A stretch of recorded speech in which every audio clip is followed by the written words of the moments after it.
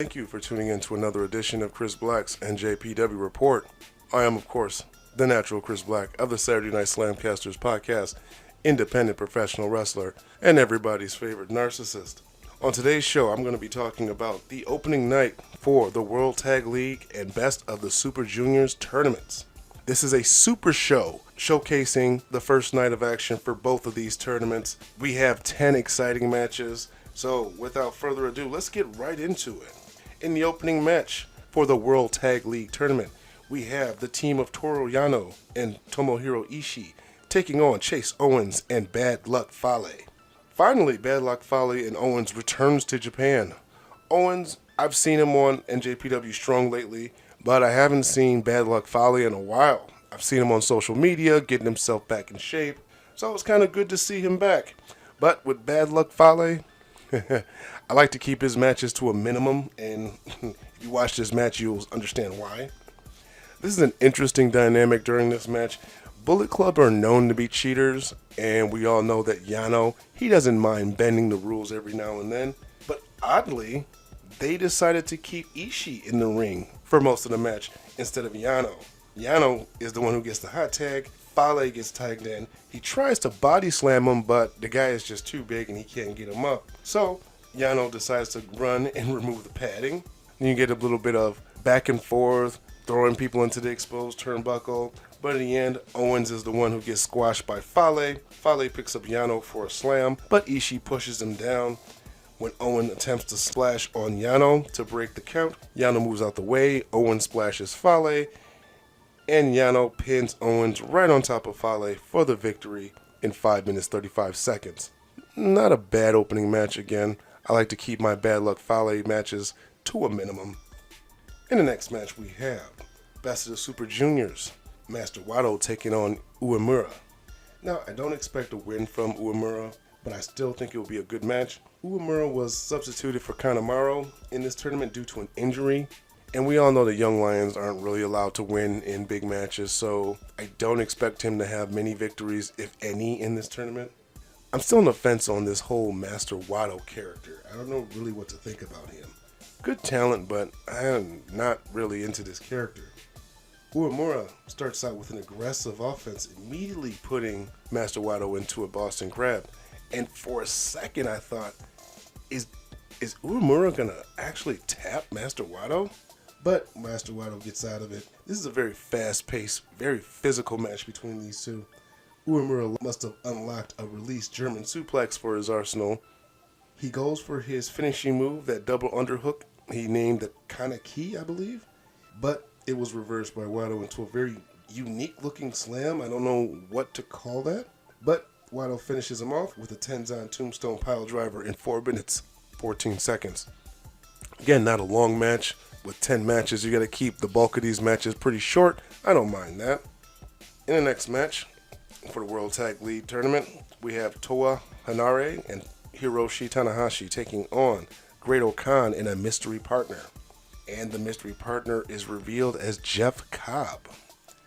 And I gotta say, I don't really have a problem with this choice.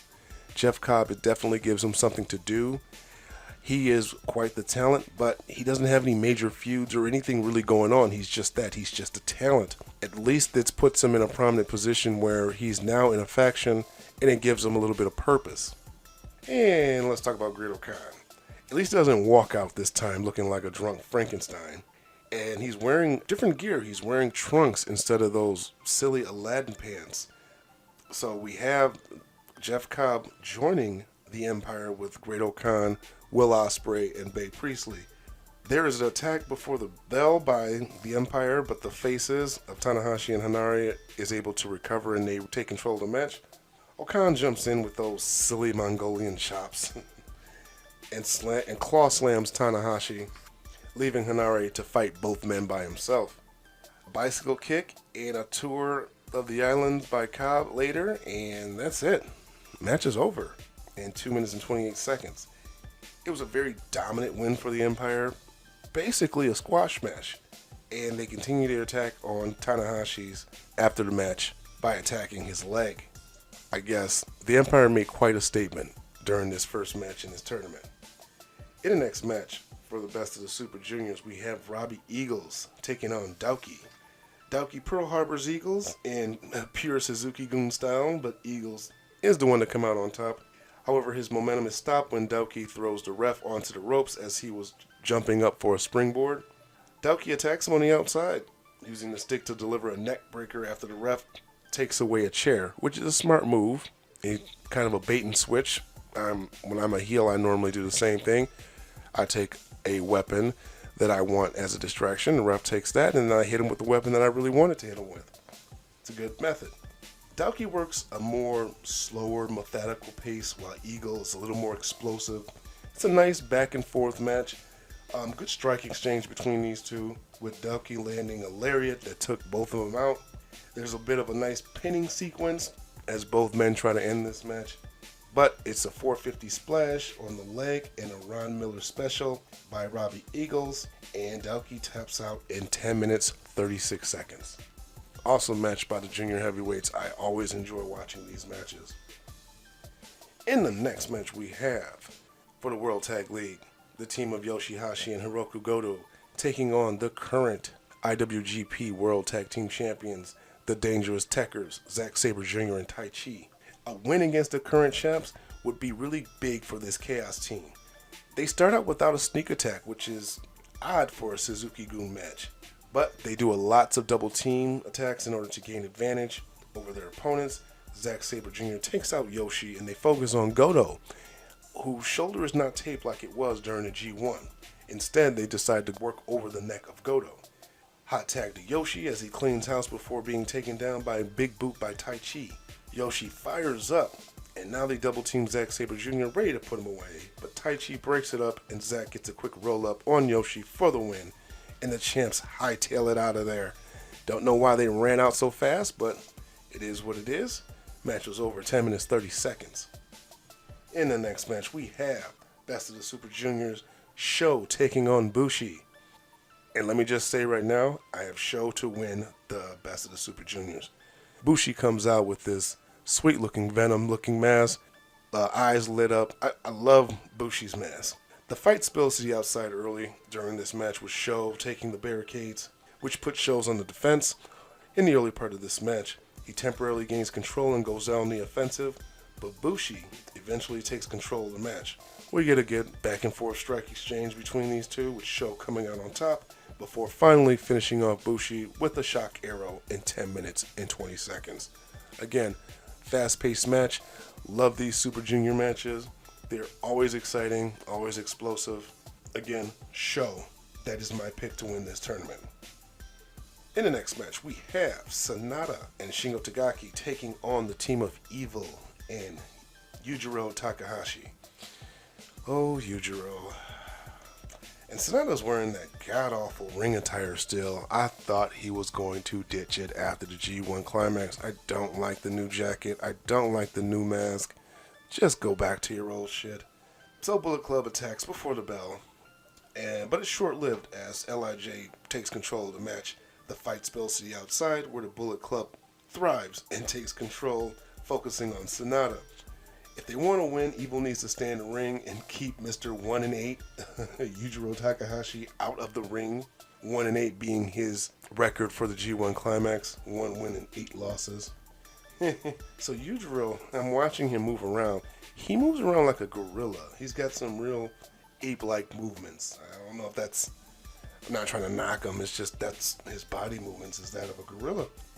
He gets the tag to Shingo, who starts taking apart Bullet Club, including knocking Togo off of the apron. Evil, however, catches Sanada with a low blow as he has Yujiro up for a TKO and delivers Everything is Evil for the 3 count. 12 minutes, 20 seconds. Bullet Club takes this match. In the next match, we have Taguchi taking on El Desperado.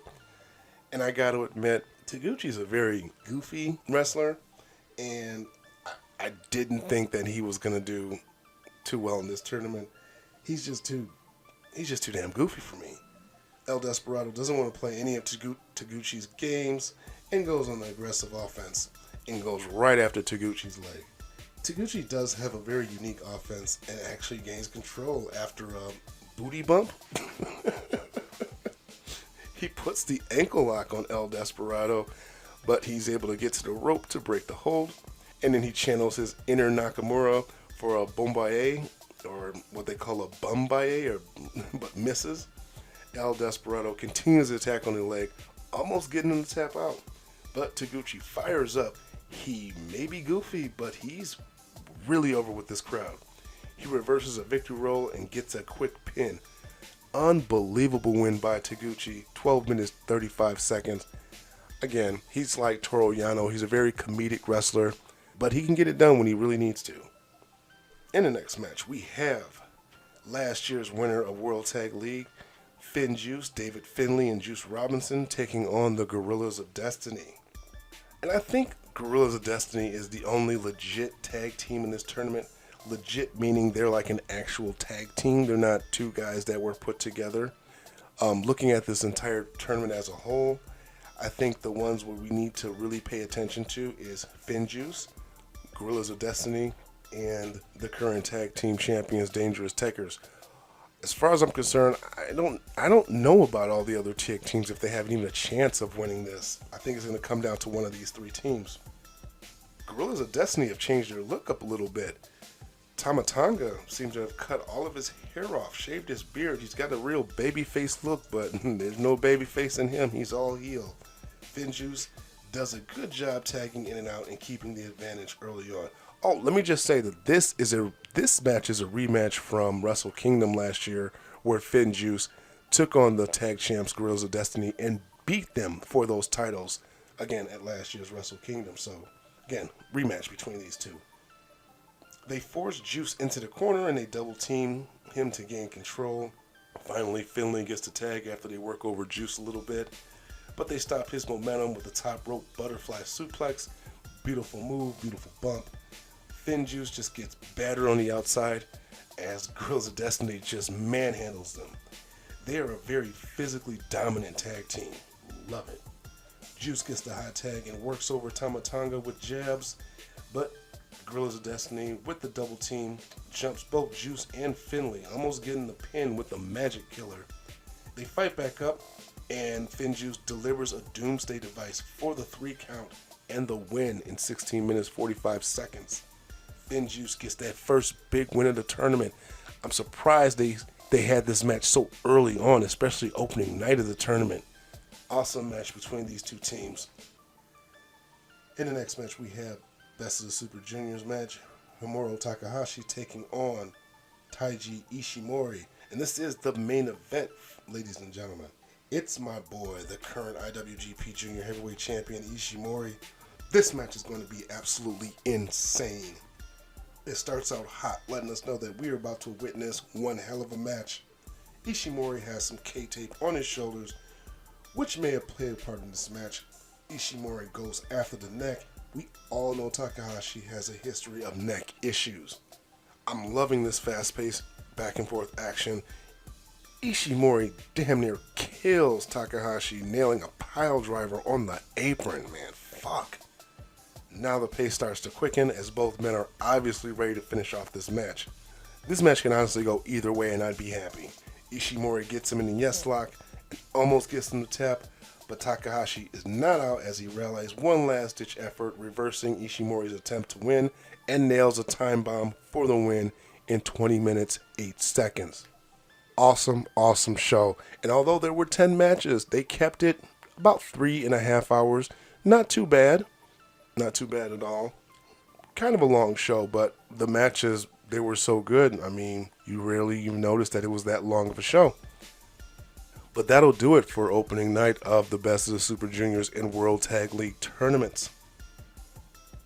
If you enjoy all of my reviews of New Japan Pro Wrestling, please go ahead and hit that subscribe button, ring the notification bell so you are notified every single time new episodes are uploaded.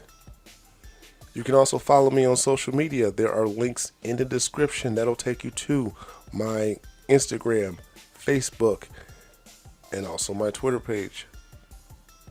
Don't forget to give the Saturday Night SlamCasters some love. Links are in the description also that'll take you to the podcast channel, our YouTube channel, our Facebook page, and our Facebook group. Again, that'll be it for today. I will be covering the entirety of the Best of the Super Juniors, and World Tag League tournaments. Please remember to tune in for all coverage of New Japan Pro Wrestling. See you next time. Come get slammed.